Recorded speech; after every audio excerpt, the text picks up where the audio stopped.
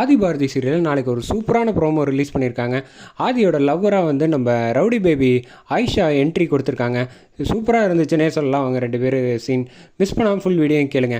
ஆதி வந்து பாரதி கிட்ட வந்து பேசலாம், எப்படி வழிக்கு கொண்டு வர்றது, அவங்க லவ்வை வந்து சொல்லவே மாட்றாங்களே, எப்படியும் நமக்கு ஒரு லவ்வர் இருக்காங்கன்னு ஏதாவது ஒரு ஐடியா பண்ணோன்னா அவங்க பொசசிவ் ஆகிறதுக்கு வாய்ப்பு இருக்குது, அப்படி வேணால் ஐடியா பண்ணி பார்ப்போம் அப்படின்னு ஆதி வந்து முடிவு பண்ணுறாங்க. கேசவன் வந்து அங்கே ஒர்க் பண்ணிகிட்டு இருக்கப்போ வந்து கரெக்டாக பாரதி பக்கத்தில் கேசவன் நிற்கிறப்ப கரெக்டாக ஆதி வராங்க.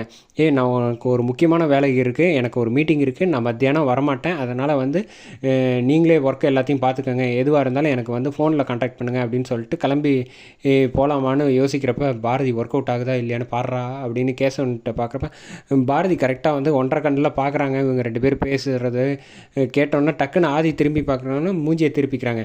ஒர்க் அவுட் ஆகுதுரா, நல்லா கேட்டுட்டாங்க, நீ என்ன சரி நான் ஒரு இந்த மாதிரி முக்கியமான ஒரு அப்பார்ட்மெண்ட்டுக்கு மீட்டிங்க்கு போகிறேன்ல, நான் வரேன் அப்படின்னு சொல்லிட்டு ஆதி கிளம்பி போயிடறாங்க.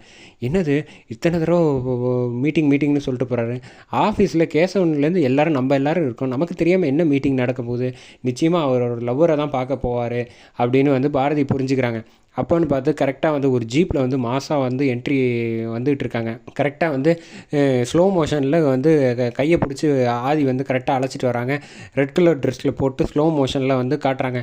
அப்போன்னு பார்த்து ஆதி வந்து இப்படி திரும்பி நிற்கிறாப்புல, அதே மாதிரி பின்னாடி வந்து கரெக்டாக வந்து ரவுடி பேபி வந்து என்ட்ரி கொடுக்குறாங்க. மாசா ஆயிஷா ஆதியோட லவ்வராக என்ட்ரி கொடுத்துட்டு அப்படியே லுக்கில் வந்து கரெக்டாக ஒரு கண் அடிக்கிறாங்க. செம க்யூட்டாக இருந்துச்சுன்னே சொல்லலாம். பாரதி வந்து அங்கே ரொம்ப பதட்டத்தில் இருக்காங்க. கேசவன்ட்ட வந்து கேட்குறாங்க, அம்மா எந்த விஷயத்துக்காக போயிருக்காங்க, ஆதி வந்து காணுமே, மீட்டிங்கே இல்லையே அப்படின்னோன்னா, அவன் மீட்டிங்லாம் இல்லை, நான் சொன்னேன்னு சொல்லிடாதீங்க, அவனோட லவ்வரை பார்க்குறதுக்கு போயிருப்பான் அப்படின்னு நான் நினைக்கிறேன் அப்படின்னோடனே, என்ன சார் இவ்வளோ சத்தமே இல்லாமல் இவ்வளோ பெரிய விஷயத்த சொல்லியிருக்கேன், நான் ஒரு ஃபோன் நம்பர்லேருந்து எடுக்கிறதுக்கு எவ்வளோ பாடுபட்டுக்கிட்டு இருக்கேன் தெரியுமா, ஒரு வாரமாக நானும் லதாவும் நான் அவங்க அம்மாவுக்கு சத்தியம் கொடுத்துருக்கேன்ல, அதை நீங்கள் மறந்துட்டீங்களா அப்படின்னோடனே, நான் ஒன்றும் மறக்கலை, எனக்கு தெரியவே தெரியாதே அப்படின்னோடனே, என்ன இப்படி சொல்கிறீங்க, லதா அவங்ககிட்ட சொல்லவே இல்லையா அப்படின்னா, லதா எங்கே என்கிட்ட சொல்கிறா, அதை தவிர மற்ற எல்லாம் பேசுவா அப்படின்னோன்னா, இருக்கட்டும் வரட்டும், அவளை வந்து ஒரு வழி பண்ணிடுறேன் அப்படின்னு சொல்லிட்டு, சரி அந்த அட்ரஸ் மட்டும் கொடுங்க அப்படின்னோன்னா கரெக்டாக வந்து கேசவன்ட்ட அந்த அட்ரஸை வாங்குறாங்க.